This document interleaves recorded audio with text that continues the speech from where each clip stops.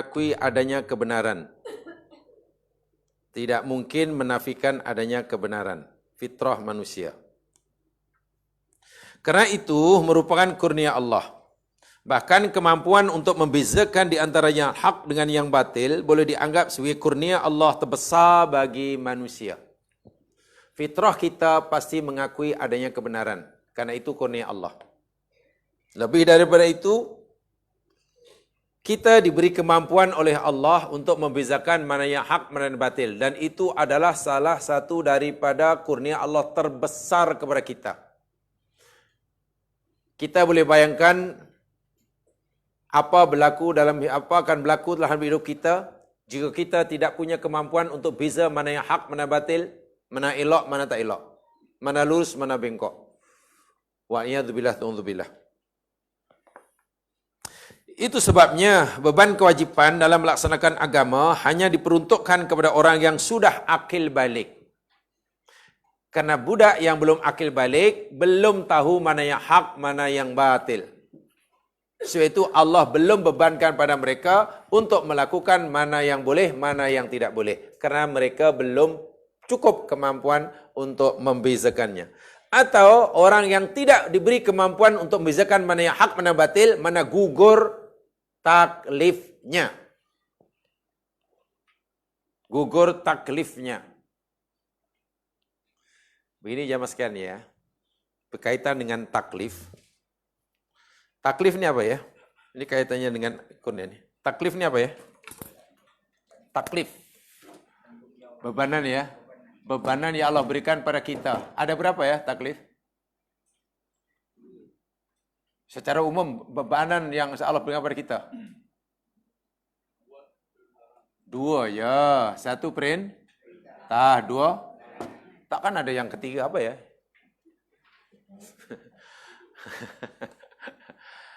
Yang Allah suruh kita ni hanya 2 ya. Kalau bukan perintah ya, larangan. Dan orang yang dapat taklif ini jamaah sekalian, ya, kaitannya dengan tokoh. Tokoh itu apa maknanya? Tokoh. Ini bukan tokoh sastrawan, tokoh. Dalam doa kan kita diajak ayat terakhir surah Al-Baqarah. Rabbana wala tuhammilna ma la taqata lana bih. Mana tokoh? Ya Allah, janganlah engkau beri kami bebanan ma la taqata. Bebanan yang kami tak ada kemampuan, keupayaan. Baik. Manusia ini, jamaah sekalian, yang Allah beri taklif ini, kaitannya dengan kemampuannya ada 3. Pertama, orang yang tidak punya kemampuan sama sekali. Taklif berlaku atau tidak? Pertama, berkaitan dengan tokoh ya. Berkaitan dengan ada atau tiadanya tokoh. Taklif yang kaitannya dengan tokoh. Ada dia tokoh.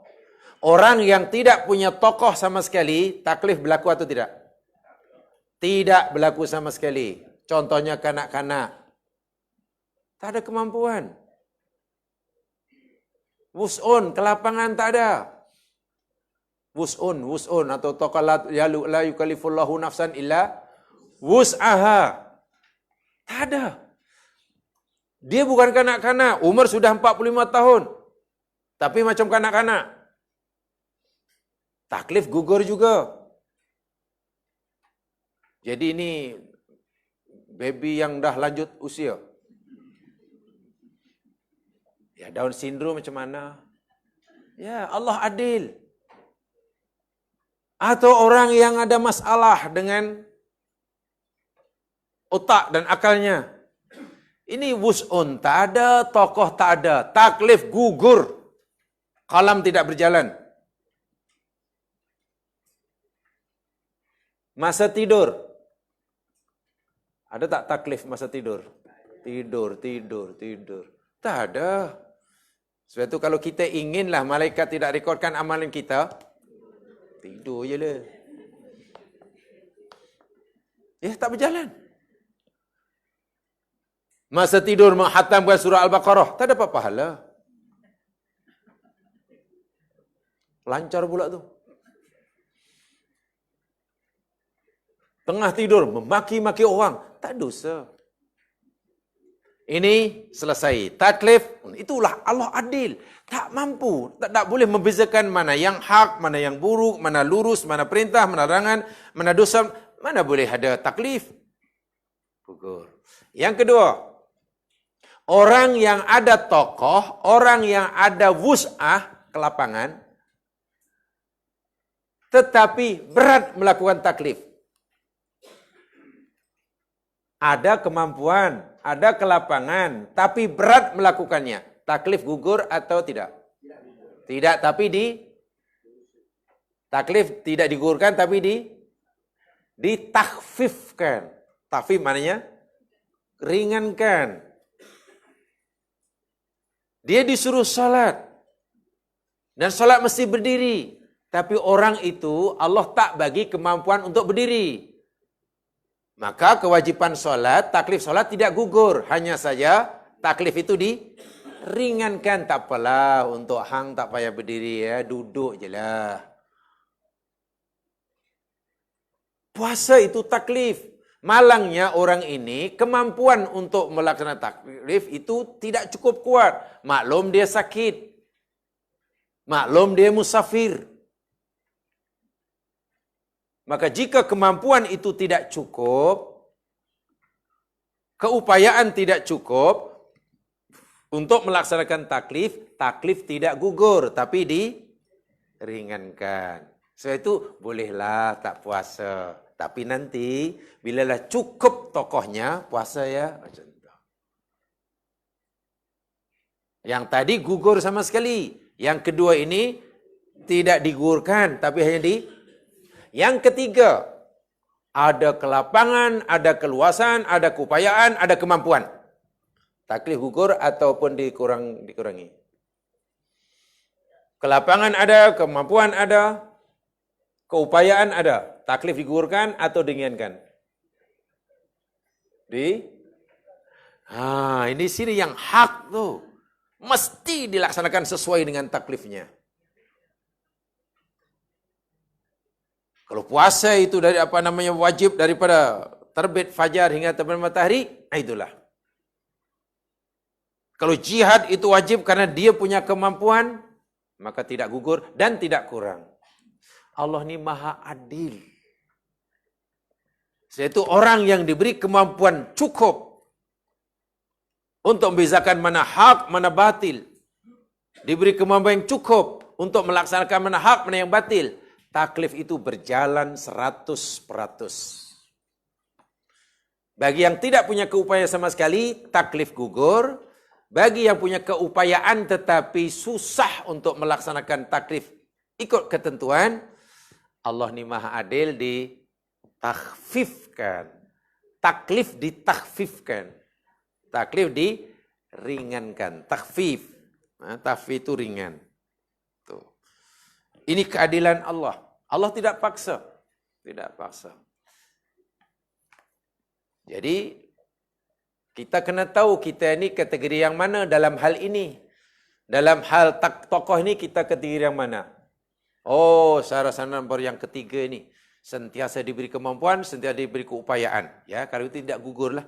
Jangan gugur, ringan pun tidak. Rukhsah pun tak ada. Rukhsah pun tak ada. Rukhsah apa? Takkan apa ya? Takkan hanya nak keluar pergi OU, nak cari barang, nak jamak kosor. Asal keluar rumah aja jamak. Asal keluar rumah jamak. Semana? Tidak boleh. Ya, itu Allah Subhanahu Wa Taala. Jadi, sebelum balik atau tidak balik, maka orang yang dianggap telah mampu membezakan antara hak dengan yang batil, barulah dikenangkan padanya taklif. Allah menyebutkan di dunia sebagai al-haq, dan ini berarti berlawanan dengan batil atau yang bermakna tiga yang telah kita pelajari tadi. Contoh nama Allah al-haq, yakni fata'alallahul malikul haq Wala ta'jal bil Qur'ani min qabli ay yuqda ilaihi wahyuh wa qur rabbi zidni ilma.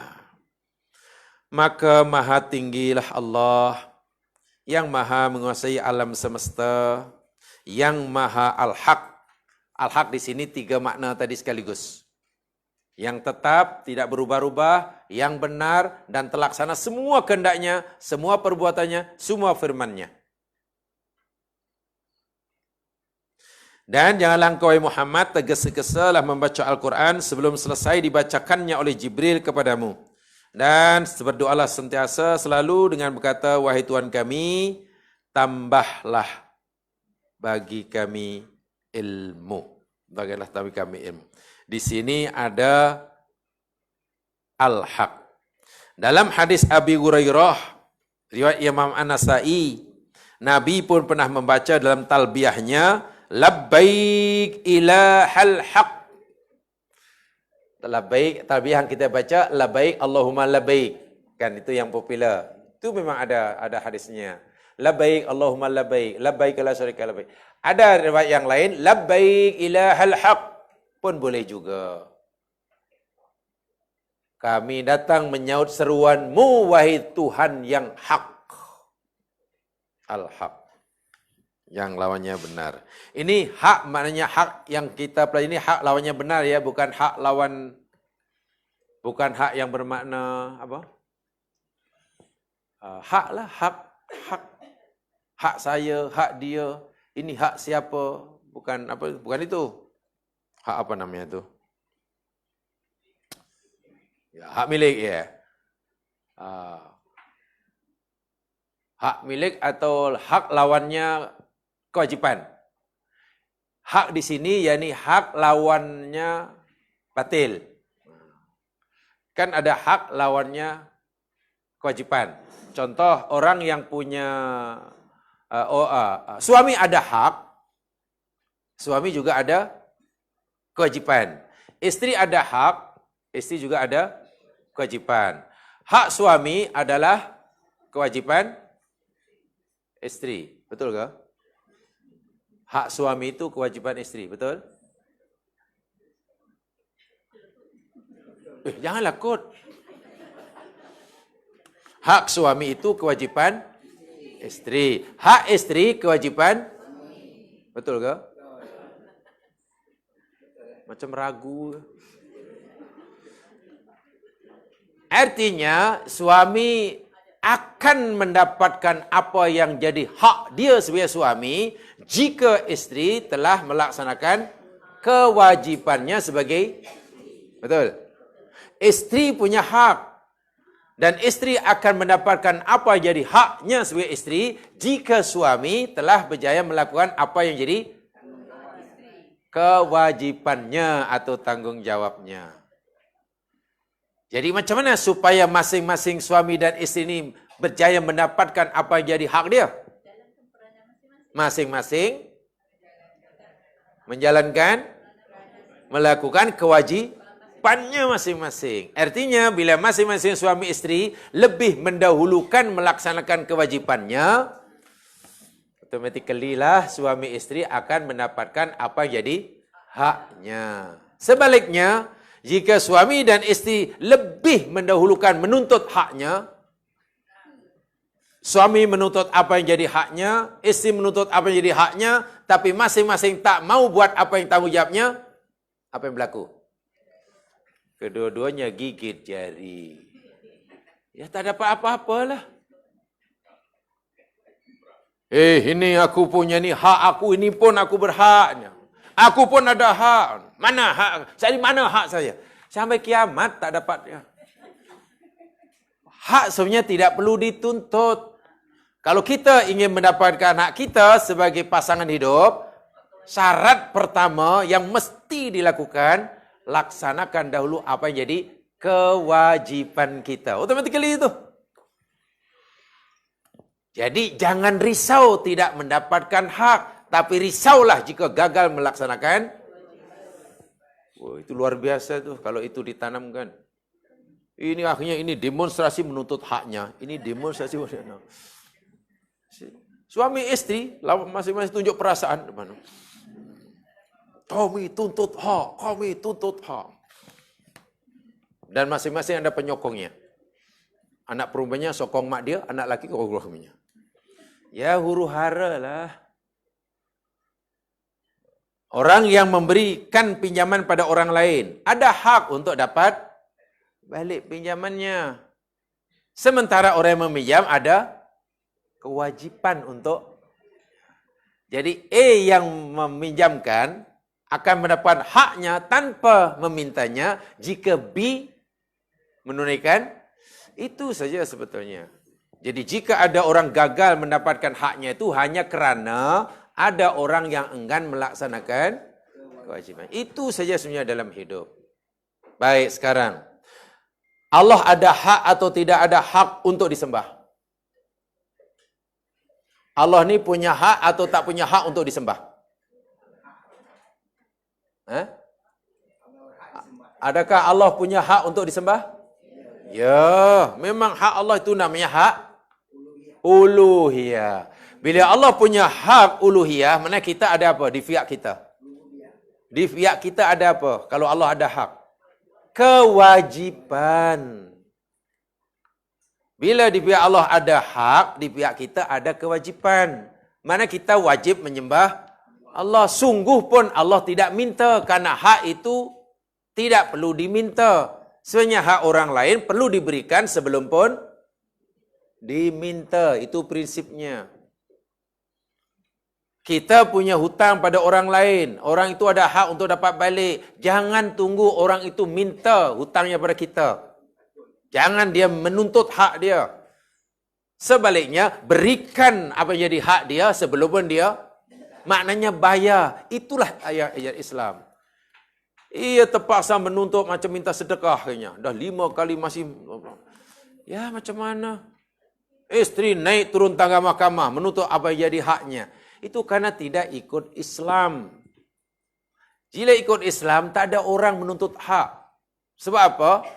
Yang punya kewajipan dah melaksanakannya. Begitulah. Jadi, Masya Allah, karena hal itu punya hak untuk disembah, ya sembah saja.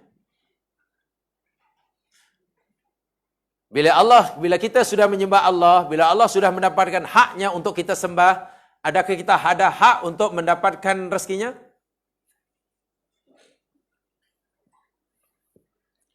Bila Allah sudah kita sembah, bila Allah sudah kita berikan apa yang di hak dia, kita sembah. Adakah kita berhak mendapatkan rezekinya? Bila Allah sudah kita tunaikan permintaannya, adakah kita berhak untuk mendapatkan permintaan kita?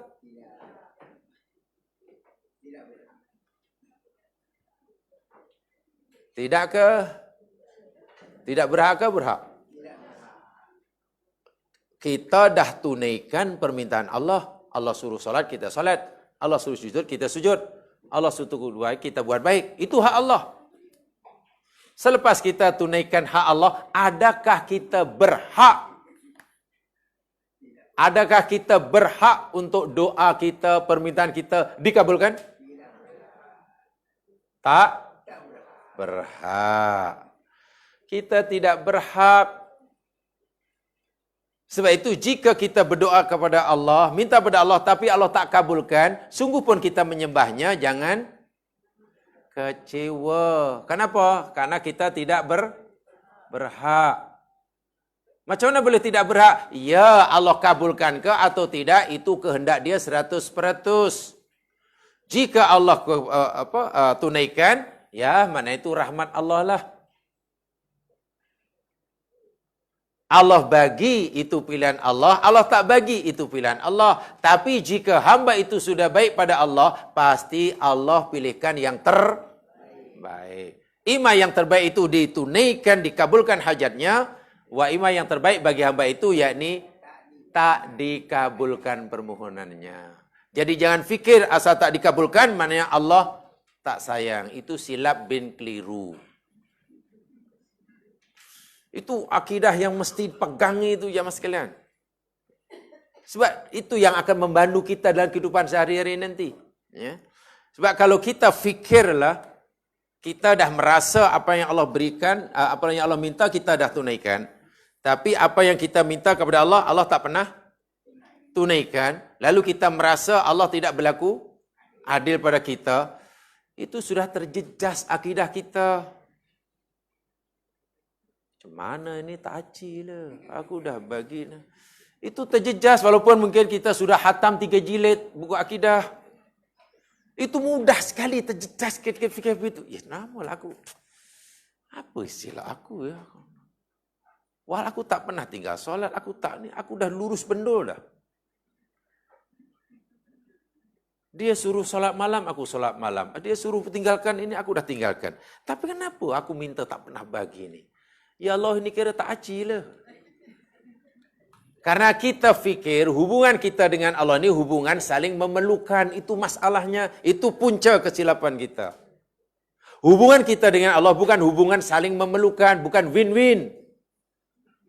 Hubungan kita dengan Allah, kita perlukan Allah 100%, sementara Allah tidak perlukan kita sama sekali. Kosong, ghaniyun anil alamin. Kena begitu kita meletakkan, begitu kita memposisikan diri kita dalam hidup ini. Kalau kita tidak memposisikan begitu di hadapan Allah, ya banyak kita melakukan kesalahan lah. Sebab jangan kita fikir ibadah yang kita lakukan yang rajin ini Allah dapat manfaat dan keuntungan. Jangan. Dan kita jangan fikir, jika semua orang jahat Allah rugi. Jangan fikir begitu. Sebab kita dengan Allah ini bukan hubungan saling memerlukan, bukan. Hubungan kita dengan Allah, kita memerlukan dia 100% dan dia kosong. Bila kata itu makna kita ni hanya, ya sudah. Yang Musa rupanya aku ni hanya suruh bagi apa yang jadi hak kita. Sementara keperluan aku, biar dia sendiri menentukan. Sudah. Dia sendiri yang mengaturnya. Jangan memaksakan ya. Jangan memaksakan kehendak. Jangan menyuruh Allah, apalagi memaksa Allah. Itu tidak boleh. Jangan menyuruh Allah, apalagi memaksa Allah. Yang sebab kadang-kadang kita tak merasakan, itu boleh kira memaksa Allah. Memaksa Allah. Tanpa kita sedari. Jangankan memaksa jemaah sekalian, tiap hari saya katakan, memberi cadangan pada Allah pun tak boleh. Dah doa ini, dah ini, ya Allah, ya Tuhanku, hamba-Mu ini telah tanya sana kemiri. Telah tanya konsultan sana, konsultan sini. Motivator sana, motivator sini. Pakar sana, pakar sini. Bahawa apa yang hamba-Mu usahakan ini yang terbaik, bukan hamba. Semua orang kata inilah yang terbaik, yang patut hamba-Mu dapat. Saya itu, ya Allah, kabulkanlah hamba-Mu. Rasa-rasanya ya Allah, engkau tidak punya alasan untuk tidak mengkabulkannya. Itu kurang asam punya orang. Memberi cadangan pun tak boleh. Macam mana kita boleh tahu ya Allah ini yang terbaik buat hamba-Mu? Sedangkan yang paling tahu apa yang terbaik buat kita tu dia, bukan kita. Itu namanya memaksakan. Doa seperti itu awal-awal kita ditolak dah. Kalaulah Allah kabulkan, pasti bukan sebagai rahmatnya, sebaliknya ia sebagai istidroj. Dan itu bahaya sekali. Sebab bila istidroj, orang itu tak sedar yang hakikatnya Allah murka dia. Allah benci dia, Allah azab dia, tapi tidak sedar yang dia diazab. Sebab istidroj itu nampaknya macam rahmat. Biasanya orang suka. Karena yang Allah berikan itu benda yang suka, sedangkan Allah hakikatnya membencinya, jadi yang dibenci tak rasa. Wala'iyadzubillah. Hati-hati dalam berinteraksi dengan Allah. Ingat Allah itu hak, pasti benar, tidak mungkin salah. Firman-Nya, ketetapannya, kehendaknya pasti terlaksana sesuai dengan yang ditetapkan dan tidak berubah-ubah. Karena semuanya sifatnya hak, bagi kita tak perlu campur tangan, tak perlu mempengaruhi. Bila keputusan Allah, bila kita fikir Allah ini punya keputusan berubah-ubah, wah itu sudah berlawanan dengan al-haq. Kadang-kadang ada satu warisan adat resam orang dahulu. Bila ada seorang perempuan yang telah melahirkan anak, tiba-tiba anaknya pula lahir macam ada ekor baby itu. Baby macam ada ekor di belakangnya. Taklah panjang sangat. Orang pun sudah mulai itulah. Ini mesti ada kesalahan yang dilakukan oleh orang tuanya ni. Oh iyalah, masa istrinya mengandung, suaminya dahulu kerat ekor cicak. Jadi sebab itulah akhirnya babynya ada ekor. Sebenarnya rancangan awal Allah nak cipta baby itu tak ada ekor. Karena bapak si budak itu kerat ekor cicak, Allah tukar idea. Kan syirik mempercayai macam itu kan? Seakan-akan dia kata begitulah kepada Allah. Mana boleh rancangan Allah bertukar-tukar? Dia itu al-haq. Apa namanya tu ya? Baby lahir ada macam tu, apa namanya? Kenan. Jangan, tak payahlah, itu syirik tu ya. Tak payah diteruskan. Itu aja jemaah sekalian untuk penjelasan saya tentang al-haq. Tidak banyak sebenarnya penjelasan al-haq ni, semuanya berkisar dengan apa yang saya sampaikan tadi, dan di dalam Al-Quran cukup banyak kalimat al-haq ini sama ada bagi Allah Subhanahu wa taala atau sifat yang lain. Allah jadikan al-haq ini dalam Quran dikaitkan sifat agama, sifat Quran, sifat Islam, sifat keadilan, sifat tauhid, sifat kebenaran, sifat nasib, sifat keperluan, keyakinan, kematian, kebangkitan, surga, neraka. Banyak yang Allah beri sifat dengan kalimah al-haq. Mudah-mudahan sedikit banyak memberikan pengajaran pada kita. Wallahu alam. Kita berdoa untuk sambung pelajaran kita yang kedua, insya-Allah.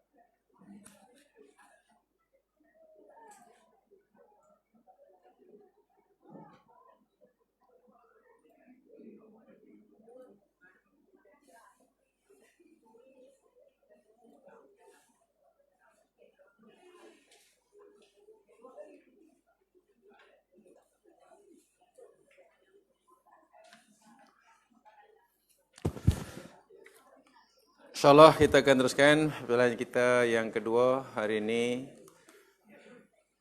Pelajaran kita hari yang kedua yakni Al-Kabair. Pelajaran kita tentang dosa-dosa besar. Dahulu dosa besar yang terakhir kita pelajari, dosa apa ya? 2 bulan lepas. 3 bulan lepas. Atau sebelum raya.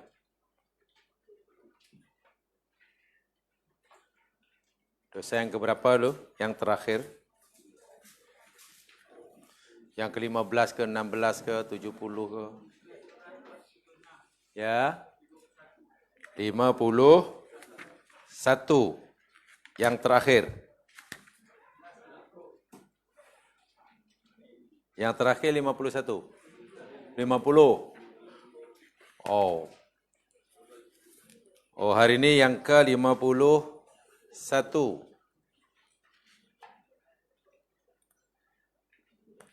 Dosa yang ke-51 muka surat 476. Berbuat buruk.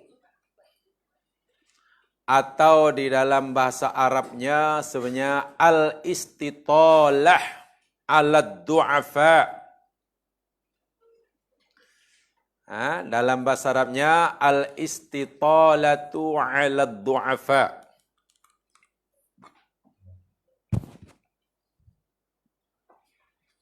Di situ ditulis berbuat buruk. Bahasa al-istitalah.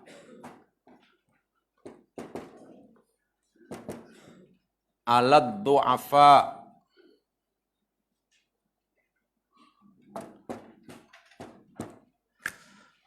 Bahasa modernnya berbuat sewenang-wenang terhadap orang-orang yang lemah. Termasuk orang-orang yang kurang upaya. Sama ada kurang upaya itu karena tunanetra. Apa tunanetra? Buta. Atau kurang upaya tuna karya. Tuna karya apa ya? Penganggur. Atau tuna wisma. Tak ada rumah. Atau tuna graita. Down syndrome. Lah itu kan bahasa Melayu juga. Tuna susila itu wajib diajar. Susila apa ya susila? Kesusilaan dan kesopanan. Susila maknanya adab. Tuna maknanya tidak punya, tidak ada. Jadi tuna susila tak punya adab. Wisma apa ya wisma? Rumah. Tuna wisma?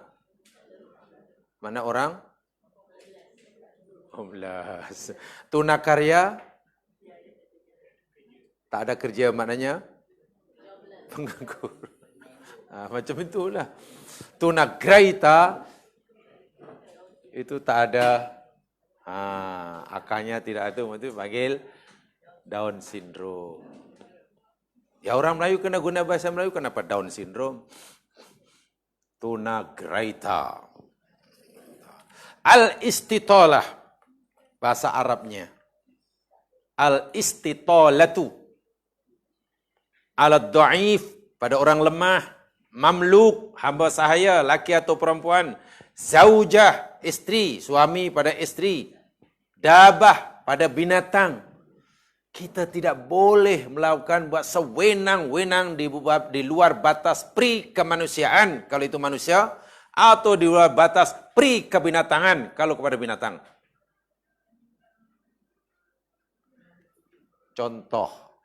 Ini contoh kecil sebelum saya tunjukkan ni. Kucing itu kan binatang.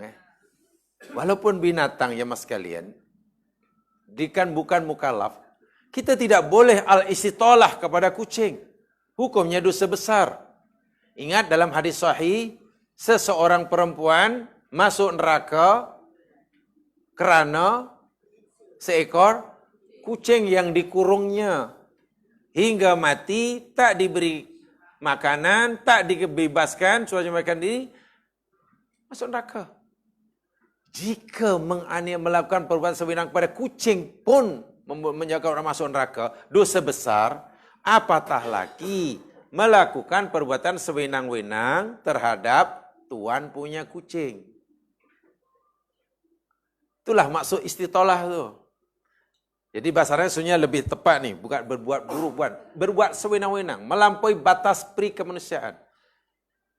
Sementara orang-orang yang lemah itu perlu dilindungi. Orang yang kurang perlu dicukupkan kekurangannya. Yang tak tahu kena diberitahu, yang buta kena dibimbing dan seterusnya. Tapi malah diperlakukan sewenang-wenang, memperlakukan orang-orang yang kurang upaya berbuat sewenang-wenang melalui batas itu termasuk dosa besar. Berbuat sewenang-wenang kepada orang yang kuat itu pun berdosa, apalagi berbuat sewenang kepada orang yang lemah yang tak mampu membalas. So itulah kalau menyusahkan orang yang susah itu dosa besar, maka memberi kemudahan pada orang yang susah itu berpahala besar. Sebab itu kalau kita faham ini jemaah sekalian, kita tak mungkinlah yang dah belajar ini, pergi supermarket, pergi ke mana-mana lah ada urusan, di situ dah dikhaskan lah, gambar pun ada, tempat parking itu ada gambar dia. Gambar apa biasanya?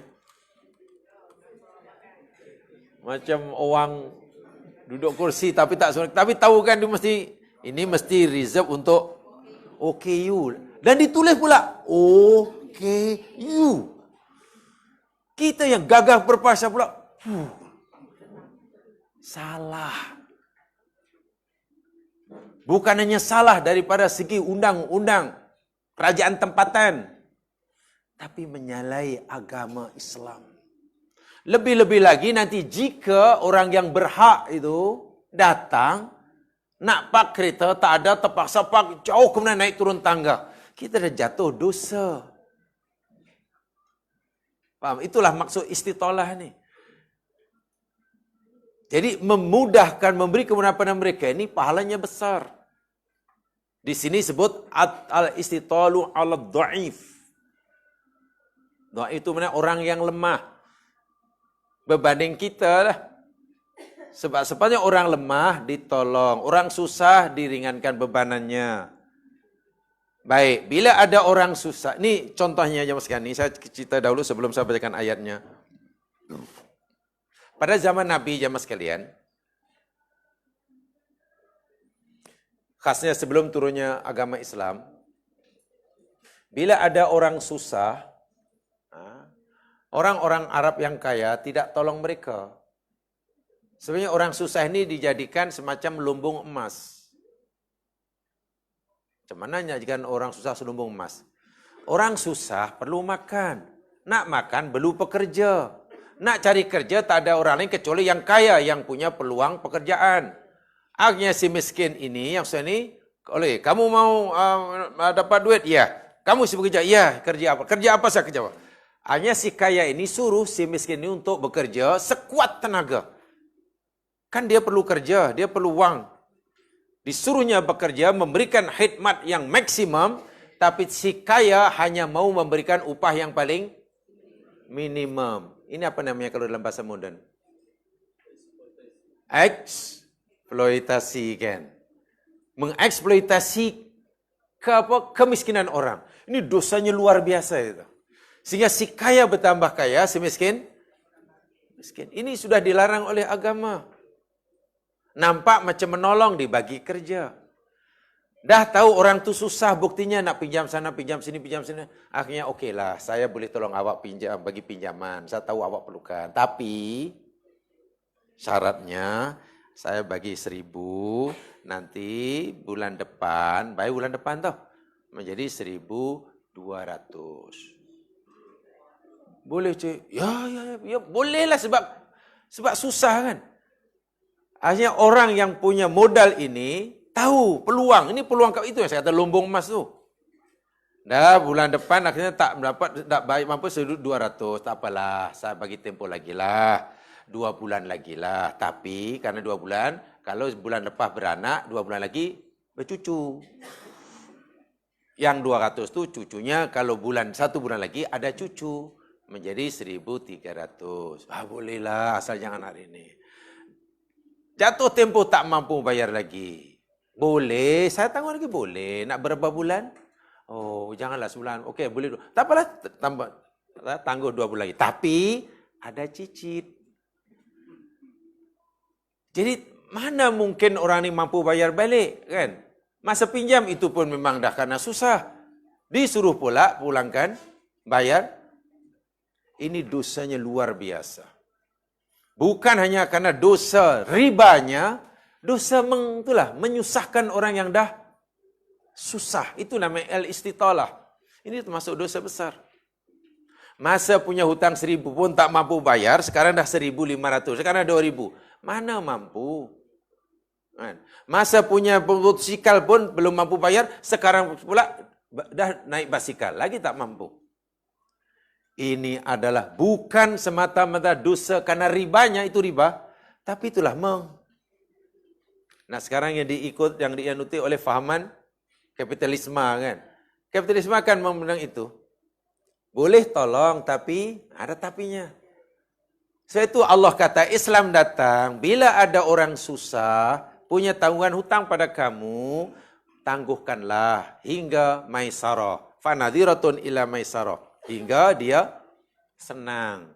Bila ditangguh-tangguh masih tak mampu juga bayar balik, wa anta saddaqu khairul lakum, Quran kata. Dan kamu sedekahkan itu lebih baik. Maknanya jangan malah di anak cucu cicit piut. Sedekahkan sajalah, tak apalah bang, ginilah bang cik. Nampaknya ini saya hargai usaha awak untuk coba membayar, tapi nampaknya memang susah payah dan saya tidak memperkecilkan usaha encik, tapi saya rasa memang susahlah untuk bayar balik. Tapi tak apalah, saya ikhlaskan. Katakan begitu, karena kawan tu sudah berusaha nak bayar tapi tak mampu. Itulah dan pahalanya sangat besar. Sebab menganiayanya, dosanya sangat besar. Ini berbuat sewenang-wenang. Yang biasanya, orang yang cenderung melakukan buat sewenang-wenang ini biasanya siapa ya? Biasanya orang jenis apa? Yang merasa dirinya lebih, pasti begitulah. Mungkin karena punya kelebihan daripada si kedudukan, daripada kekuasaan, daripada... Jadi ingat, berbuat sewenang-wenang, tidak ikut peraturan itu dosa. Itu dosa. Walaupun mungkin tahap dosanya ini berperingkat-peringkat. Jangan kita fikir Islam tidak bicara tentang perbuatan yang menyusahkan orang lain. Dah kawak tu dah datang lambat ke masjid, paklah jauh, memang tempat kita ada. Datang lambat, pak depan pintu masjid. Akhirnya berapa biji kita yang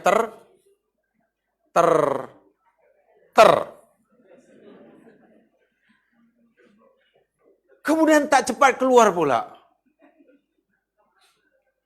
Bukan itu keluar, dia sudah menutup laluan orang ramai sehingga bas pun tak lalu.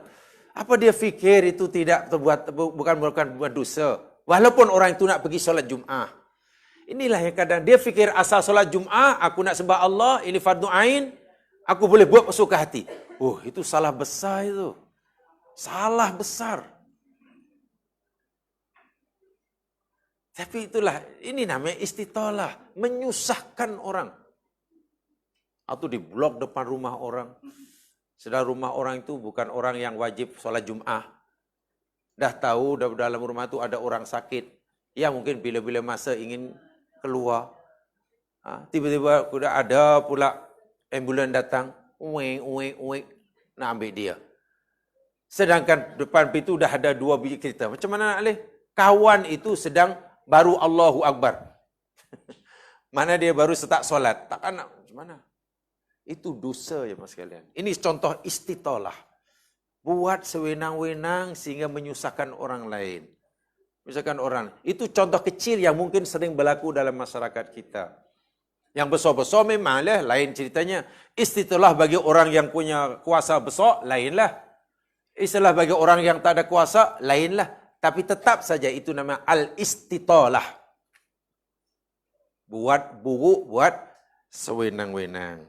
Kepada siapa lawannya kita suruh buat ihsan. Ihsan itu yakni kita buat sesuatu yang orang lain mendapat kebaikan, yang orang lain tidak mendapat keburukan. Siapa orang-orang yang wajib kita ihsan kepadanya, yang kita tidak boleh istitolah? Ayatnya tengok. An-Nisa 36. A'udzubillahi minasyaitonirrajim. Wa'budullaha wa la tusyriku bihi syai'an. Sembah oleh kamu akan Allah dan jangan kamu menyekutukan Allah sedikit pun. Pertama, wabil walidaini ihsana. Dan hendaklah kamu berbuat ihsan pada kedua ibu bapa satu. Itu sudah wajib anak pada orang tua. Biasanya memang anak tidak beranilah pada orang tua sebab takut apa istilahnya? Kalau anak pada orang tua derhaka tu biasanya ada rasa takut. Yalah tahu derhaka nanti. Ya takut jadi maling kundang lah. Maling kundang orang Minang. Kalau Malaysia takut jadi tanggang. Takut jadi tanggang. Maling kundang orang Minang aja tahu. Tapi standard ya orang dahulu ceritanya, kalau dekat pada bawah, sumpah je jadi batu. Kan maling kundang pun sumpah jadi batu. Maling kundang pun tanggang pun, tak ada kata sumpah jadi monyet ke, jadi beru.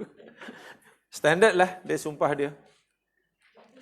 Nih, pertama, wabidil kurba, kepada kerabat. Janganlah mentang-mentang jadi orang besar, adik-beradik, sepupu, anak saudara susah, lalu mereka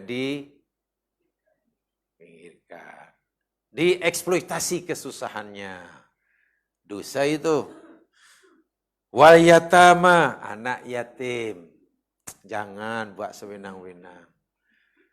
Tidak mengasihi sahaja, hukumnya dosa besar, apalagi menganiaya mereka. Menganiaya anak yatim, jemaah sekalian, mengasihi anak yatim bukan hanya memberi makanan dan minum. Sebab anak yatim dalam Al-Quran tidak semestinya miskin. Yatim dalam Al-Quran itu yakni kanak-kanak yang belum balik, yang ditinggal mati oleh bapanya. Itu yatim. Ima kaya wa ima miskin namanya yatim.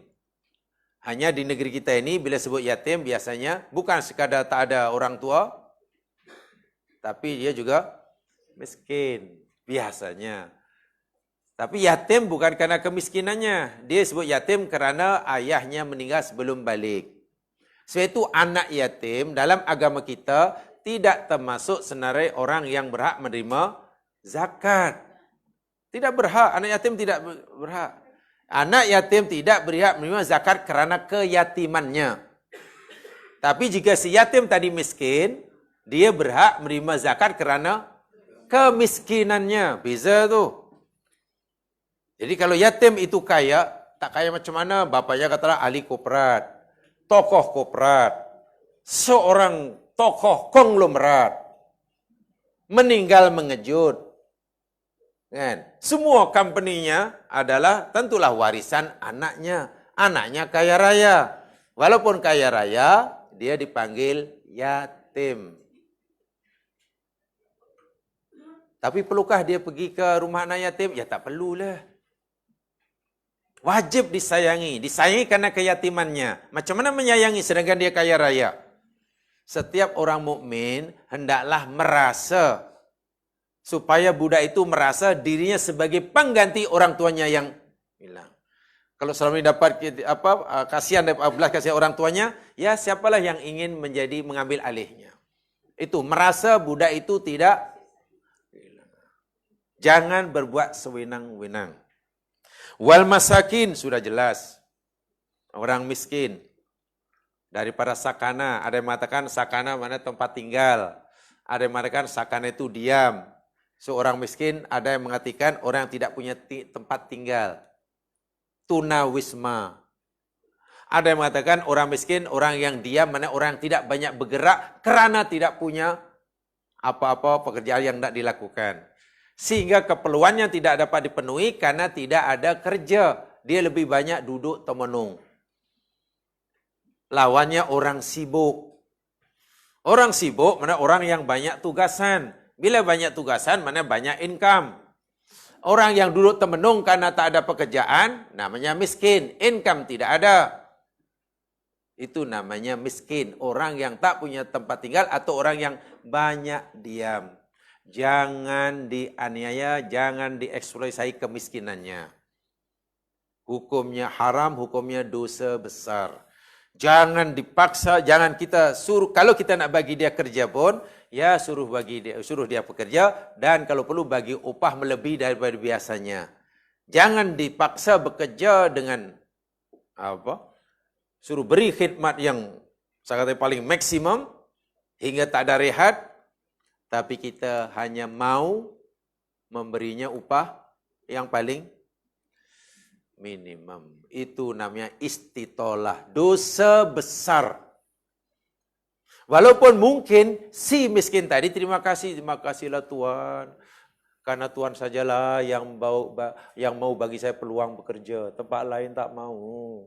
Sebab saya ini tak ada tangan. Itulah, jadi awak mesti terima kasih. Walaupun sikit saya bagi awak bekerja. Memang kerja itu susah. Jadi kerja tempat lain makin 8 jam, di sini kalau awak mau kena 14 jam. Kalau 18 pun 18 lah Tuhan, asal dapat kerja dapat. Yalah, memanglah. Kan tempat lain tak ada. Yalah, tak apalah kerja ni. Tapi ingat, kena rajin.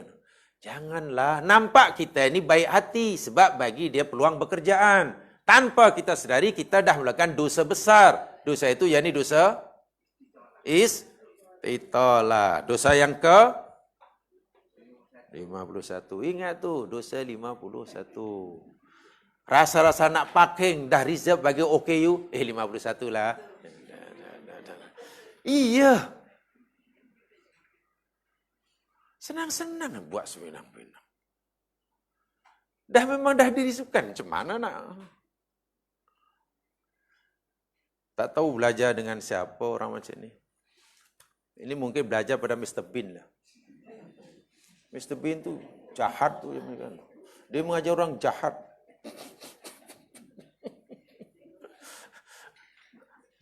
Jahat tapi dia orang jadi gelak kan. Dia mengajar orang jahat loh. Macam mana nak menganiaya orang? Jadi Mr. Bean itu yakni pengamal dosa 51. Wal jari dzil kurba, kepada jiran yang dekat. Jangan kita istitolah. Tolak ansur. Dalam hadis yang belajar Bulughul Maram pasti sudah belajar itu, bila kita katalah rumah macam sekarang dipanggil rumah apa itu, rumah bersama apa? Link house tu, rumah apa? Teres ya. Yang tu yang tu. Ya, kalau kita katalah nak buat renovation, karena kan dindingnya berkongsi dengan sebelah. Depan tu terbuka biasanya. Dia ingin sambung ke belakang, ingin tarik ke depan. Ya, kalau kita tarik ke depan dan kita tinggikan dinding, apa katanya orang sebelah? Agak-agak. Kan jadi tertutup nanti. Jadi minta izinlah. Boleh tak saya tarik ke sini? Mana? Atau boleh tak saya tarik ke belakang? Kalau, oh ya boleh. Tapi tak apalah kalau saya tarik ke belakang. Katalah rumah A, B, C. A sudah tarik ke belakang sampai habis dindingnya. C sudah tarik ke belakang. B nanti senanglah, tinggal bumbung aja dia. Ya Alhamdulillah lah. Tak apalah, you tariklah. Tak apa, tak kisah. Tunggu yang sebelah pun jadi. Kawan terpaksa buat dinding, buat tingkap, buat bumbung, buat yang kawan tu, nah siap. Alhamdulillah kan. Saya pernah zaman sekarang begitu. Saya bagi tahu pada dululah. Masa duduk di rumah itu. Saya nak buat ini, jadi macam mana? Saya nak buat dinding ini tebal atau nipis, kata saya. Sebab kalau saya buat dinding ini nipis di area saya saja, nanti kalau awak nak buat juga, awak kena buat lagi. Kan dinding itu sepatutnya setebal satu kaki umpamanya kan. Jadi kalau saya buat hanya setengah kaki yang masuk kawasan saya, nanti bila awak nak buat sambung, tak boleh hanya apa? Buat bumbung, kena buat dinding sebab dinding nipis. Mana tebul-tebul tak boleh. Tapi kalau awak izinkan, saya buat dinding tebal. Hanya saja yang separuh masuk kawasan awak. Kalau awak izinkan, saya buat tebal dan nanti bila awak nak buat renovation, tak perlu buat dinding, gunakan yang dah ada. Tak apalah kita cari kalau tu buat tebal. Kena beritahu. Jangan sampai nanti dia protes. Kalau protes, dia salah dan kita boleh. Kita ya salah. Kenapa masuk ni? Kenapa masuk ni? Itu tak boleh. Itu istitolah, berbuat sewenang-wenang. Bahkan Nabi SAW pun tengok bagaimana mengelak supaya dengan istilah. Kan ada dosa besar. Dalam hadis Nabi, bunyinya sederhana aja mas kalian. Tapi cara mengamalkannya jangan terlalu harfiah. Nabi berkata, "Idza tabakhta maraqatan fa'kthir fiha ma'aha wa tahad jiranaka." Apabila awak sedang masak maraqah itu yakni masakan yang berkuah. Bahasanya maraqah, bukan meruku. Maraqah itu macam sup, tom yam, apa lagi? Sup, tom yam, soto, apa lagi? Ya itulah, yang berkuah lah. Sayur bening. Apa sahaja bila kamu nak buat soto ke sup apa tom yam ke, Nabi kata, fa'akthir fiha ma'aha. Banyakkan airnya. Wa tahad jiranaka, dan bagilah kepada jiran. Jangan sampai jiran ini menghidu sedapnya masakan kita, tapi hanya dapat iya. Tapi janganlah kita amalkan hadis tadi secara harfiah. Oh, Nabi, saya nak buat sup nih. Sup apa namanya? Tulang. Nabi kata suruh banyakkan airnya.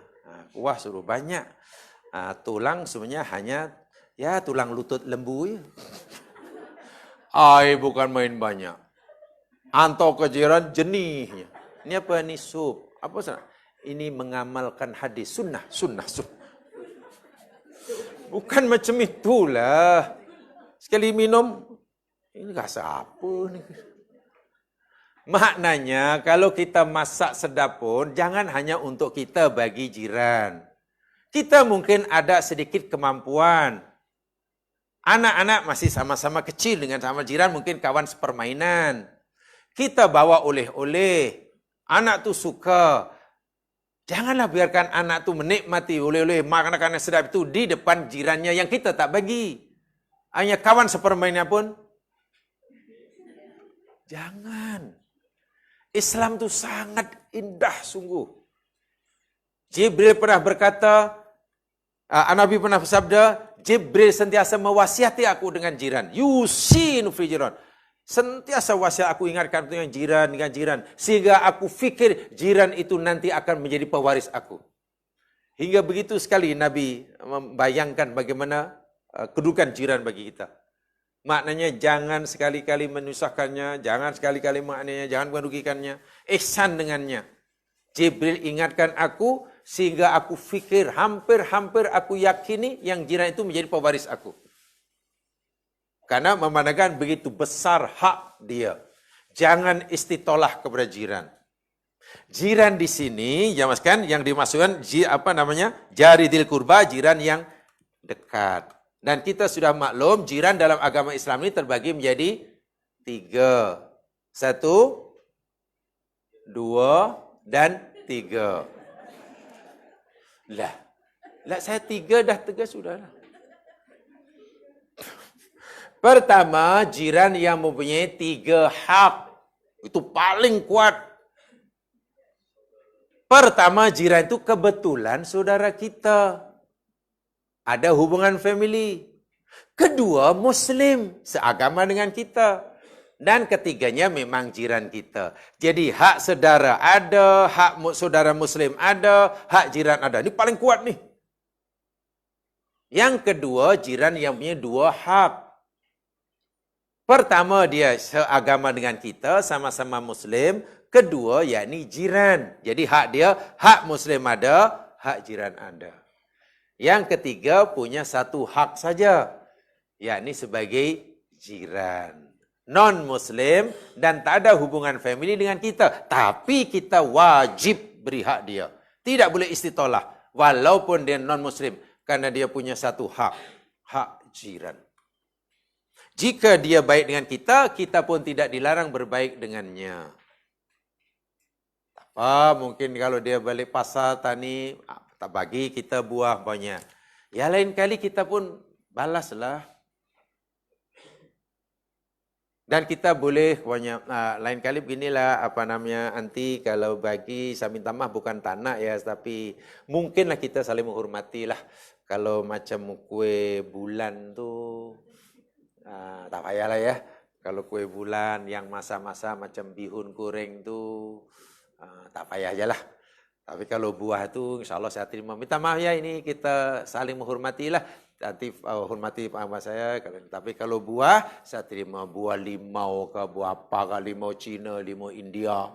Nah, katalah anti buat beli limau, katalah 2 kilo. Kan? Yang 1 kilo untuk saya, yang 1 kilo untuk itu Tuhan anti. Yang 1 kilo saya pun boleh, saya boleh.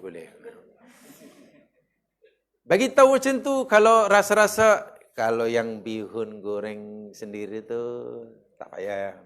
Tapi ini tak ada babi, ini pakai kuali. Yalah memang tak babi. Habis macam mana kena? Ada arak sikit sajalah. Sikit ini bukan banyak sangat, sikit saja. Ya kalau rasa kita tak lalu, ya, yang itu terus terang aja lah. Yang buah, bagilah. Kalau bagi apa lagi punya, karena balik daripada negeri, bagi apa? Bagi beg, terimalah.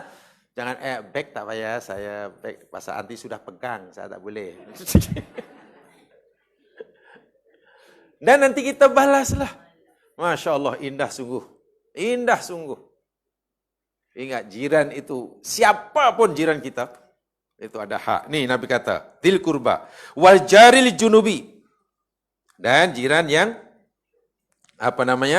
dekat. Tadi jiran yang ada hubungan kerabat, ini jiran yang dekat. Wasahibi bil jambi, dan kawan yang, dekat, yang hampir. Dalam ada hadis yang lain, jiran dekat, jiran jauh. Baik, makna jiran ini jamaskan, kawan dekat, kawan jauh ini bukan hanya kawan kerja, kawan sepejabat, kawan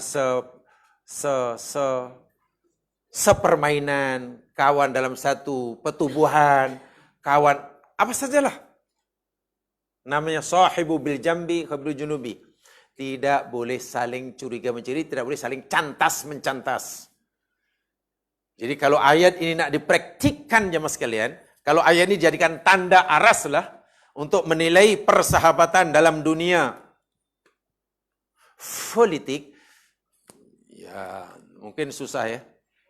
Kalau ayat ini kita jadikan alat untuk sebagai tanda aras untuk menilai dalam dunia politik, agaknya macam mana? Sohibul, suruh baik sesama kawan sepati. Agaknya berlaku atau tidak? Sudah berlaku?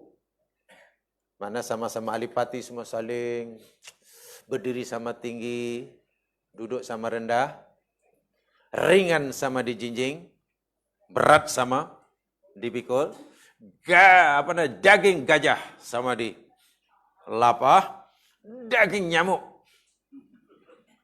sama di. Betul? Dalam dunia politik sudah seperti itu persahabatannya? Atau mungkin? Tak mungkin kalau dalam dunia politik sekarang. Mungkin nampaknya tak mungkin ya. Ya mungkin hanya sama bajunya, uniformnya, tapi hatinya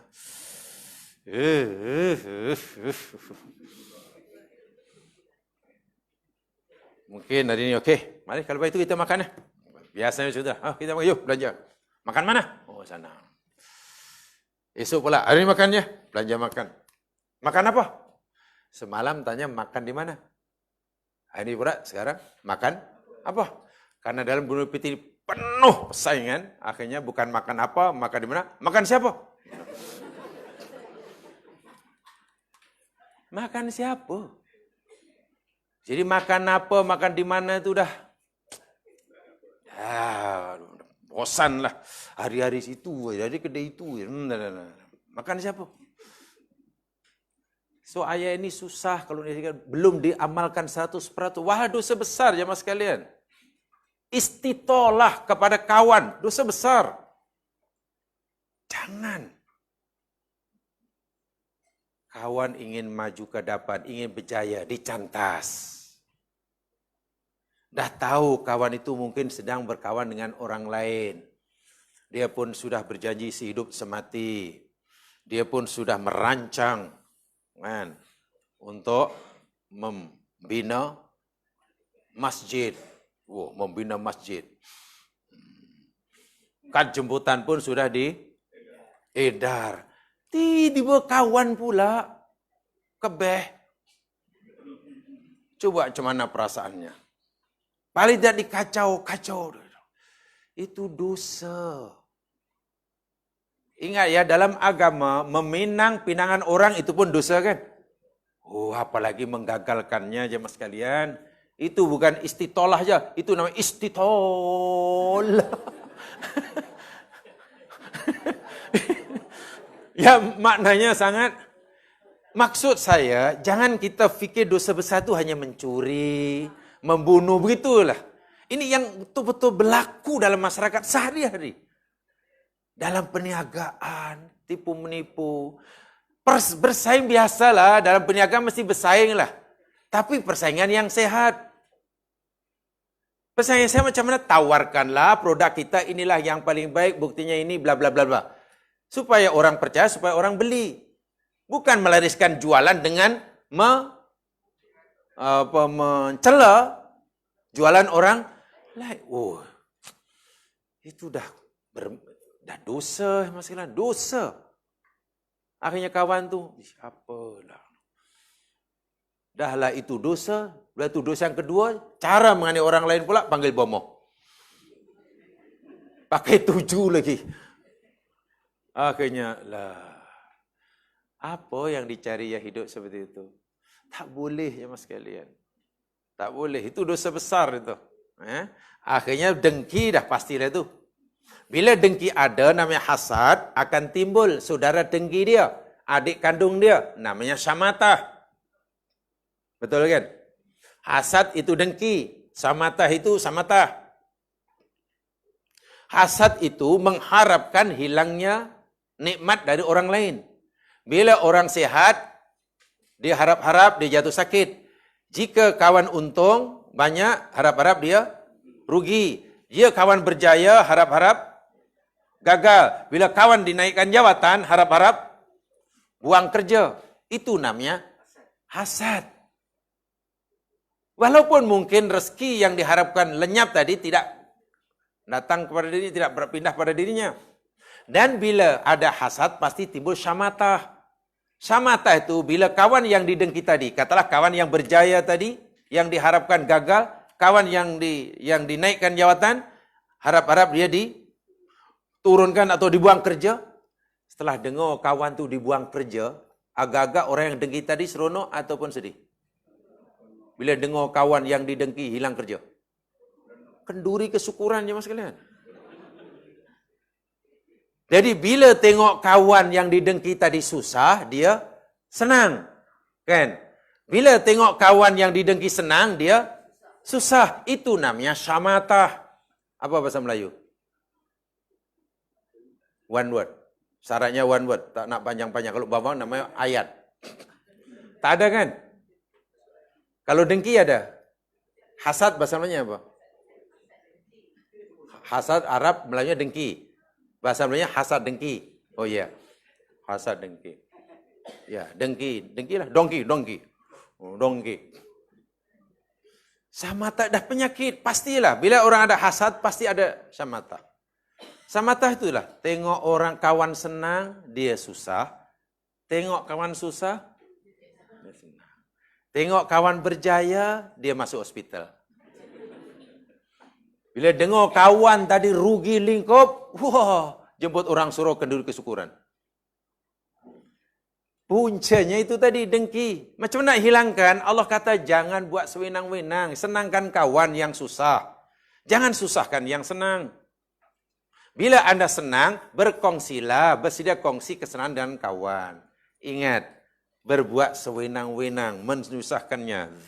Kawan dalam arti kata yang luas ya, yang luas. Wabnis sabil. Dan orang yang ibnus sabil. Terjemahan dahulu ibnus sabil, yakni orang yang putus bekalan semasa musafir. Itu makna asal ibnus sabil. Dr. Hamka, Dr. Hamka memperluas makna Ibnu Sabil. Ibnu Sabil beliau artikan yakni Ibnun itu anak, kan? Sabil itu jalan. Jadi Ibnu Sabil maknanya anak jalanan. Ya, Ibnu Sabil kata Ibnu Hamka termasuk anak jalanan. Maknanya budak-budak yang macam terbiar. Bukan tak ada orang tua, tapi mungkin tak tahan di rumahnya, mungkin rumahnya kecil, tak. Kan? Rumah mak bapak ada, rumah ada. Tetapi macam mana rumah itu biliknya hanya ada 2. Keluarga diberi ada 8 orang. Jadi satu bilik ada isi mak bapak, satu untuk kakak dan adik perempuannya. Yang anak lelaki akhirnya duduk luar tiap malam. Sehingga tak macam terbiarlah. Dr. Hamka itu katakan termasuk Ibnu Sabil itu katanya. Walaupun makna Sabil yang asal mufasir dahulu, yakni orang yang musafir dan terputus bekalan. Tapi Dr. Hamka memperluas makna. Itu wajib disayangi itu. Wajib diambil berat. Budak-budak jalanan yang macam mana cara, ya mungkin dibagi kesibukan, mungkin dibagi. Bahkan saya masih ingat beliau dahulu cadangan yang Ibnu Sabil masa saya masih menuntut dahulu di Masjid Al-Azhar, Kebayoran Baru, Dasar Al-Azhar ini. Ada satu rumah khas, rumah biasa. Sama biasanya untuk musafir atau itu. Satu rumah khas untuk budak-budak ini. Okelah nak, kalau ini kamu carilah kerja apa saja nak. Kerjalah ikut bas ke, kerja tu sapu ke, asal yang halal, bantu di restoran ke. Kalau nak balik tak ada rumah, pergi ke masjid, di situ ada rumah kosong. Jadi sediakan tempat. Disediakan free itu di masjid itu. Sebab kalau di masjid nanti sekarang kan waktu subuh pergi jamaah. Jadi rumah yang dikatakan itu bukan macam rumah percuma, supaya mereka ini tidak terbiar berkeliaran. Tapi disuruhlah awak kerja mana? Oh saya kerja itu. Tak kira asal halal. Paling kurang bolehlah melepaskan keperluan diri sendiri. Rumah tak perlu sewa, rumah tak perlu bayar, duduk aja di rumah. Sebab Ibnu Sabil patut ditolong. Tidak boleh istitolah. Jangan, nak, kau nak cari duit, kamu tak duit. Kau tak apa, sekarang ini saya, kalau awak mau bantu saya, banyak nih. Aja, ini tolong ada barang nih, kecil aja, kuyuk kocek. Jumpa orang tu bagi. Jadi pengedar, itu bukan menolong. Itu istitolah. Memanfaatkan, mengeksploitasi kesusahan orang. Wama malikat aimanukum, dan hamba sahaya kamu. Itu pun wajib kita ihsan. Kita tidak boleh berbuat sewenang-wenang. Karena sekarang tidak ada hamba abdi, hamba saya tidak ada. Yang ada sekarang yakni pembantu rumah. Sekarang yang ada, apa bahasa halusnya pembantu rumah ya? Apa yang halus bahasa rumah? Pramuwisma. Wah, glamour sikit. Pramuwisma. Karena di udara ada pramugari, pramugara.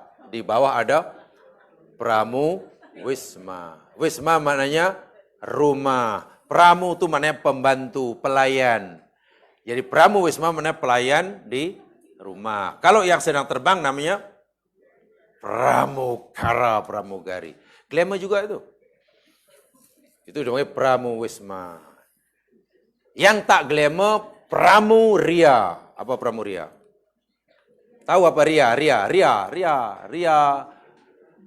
Gembira. Jadi pramuria maknanya grow. Pramuria itu grow. G-R-O. Itu gelaran dia pramuria. Karena sekarang tidak ada hamba abdi, yang ada pramuwisma, janganlah istitolah pada mereka. Jangankan pembantu rumah jamaah sekalian, hamba abdi pun Nabi nasihatkan kepada tuannya. Lihat dalam Subul Salam ada, berilah mereka makanan sebagai makanan yang kamu makan. Artinya makanan yang Allah yang disuruh berikan pada hamba abdi adalah makanan yang sama dimakan oleh tuannya. Tidak boleh begitu sekali. Jangan kamu maki mereka. Ada seorang tuan memaki hamba sahayanya. Nabi suruh tuannya itu memerdekakannya. Artinya walaupun hamba abdi, hendaklah tetap dimuliakan sebagai manusia. Kalau hamba abdi yang boleh dijual itu pun tidak boleh dihina, apatah lagi hanya sebagai pramuwisma. Tak boleh, kena dimuliakan. Jangan buat sewenang-wenang. Sebab itu sedih ya bila kita mendengar kadang Masya Allah, pembantu rumah makannya tak dicukupi, kurang zat makanan, kerja tak renti-renti, upah kadang tidak digaji karena tidak diberikan, pinggan mangkok pun berbeza, beras pun tak sama, beras untuk tuan, beras daripada Argentina. Yang beras untuk ini daripada Tanjung Karang. Pinggannya kasihan lah. Jadi masakan ada kasihannya lah. Jangan. Tidak boleh itu. Apalagi bila tindakan tuan dirasai oleh si pembantu tadi semacam tidak memuliakannya, merendahkannya, menghinakannya, tidak mengorangkan. Jadi dosa ya, kita sebagai manusia tapi tidak memanusiakan manusia, itu dosa. Manusia yang baik, yakni manusia yang memanusiakan manusia. Yang mengorangkan orang. Karena dia orang, maka orangkan dia. Jangan kita tidak menganggapnya sebagai. Ini istitolah, maknanya sangat luas. Buat sewenang-wenang. Tentang pakrita ke, tentang belanja, tentang apa sajalah. Di pejabat ke, di rumah tangga ke, di jiran lah, di surau, dalam pertubuhan ke. Jangan menyusahkan orang lain. Jangan buat benda yang orang lain susah. Jika orang itu susah, usahakan membantu meringankan kesusahannya. Jika ia berat, membantu meringankan bebanannya. Itu pahalanya besar, ya, pahalanya besar. Ya, ada orang buta tak tahu jalan, ya bimbinglah dia. Gitu loh. Ada kawan dah jelas-jelas silap, dia tak tahu, dia buta, bayar umpamanya. Terlebih, ya diberitahulah. Jangan malah Ada orang aksiden, kan sebenarnya ditolong kan? Ditolong, tapi kadang orang aksiden bukan ditolong, malah diambil handphonenya, diambil dompetnya. Sebab itu ambillah nombor keretanya karena dia rupanya kaki nombor ekor. Itu dosanya luar biasa. Mencuri daripada orang yang sehat itu dosa. Orang sehat, orang senang-senang tak ada dicuri dompet dia dosa. Mencuri dompet daripada orang yang kecelakaan, yang aksiden, lagi besar dosa dia. Kan dia sedang susah. Dia itu orang dhaif, tapi kita istitalah. Maka dosanya makin besar, gitulah. Kan? Sedangkan mencuri daripada orang yang senang pun berdosa, apalagi mencuri daripada orang yang dalam keadaan dhaif. Ingat, jadi ini sering kali dilanggar ya dalam pergaulan dalam masyarakat. Khasnya itulah bila kita sedang berkawan itu kena hati-hati. Sentiasa jaga, jangan sesuka hati, ya, jangan ikutkan hati. Mudah-mudahan diberkati oleh Allah Subhanahu Wa Taala. Itu sebenarnya daripada dosa yang ke-51 berbuat buruk.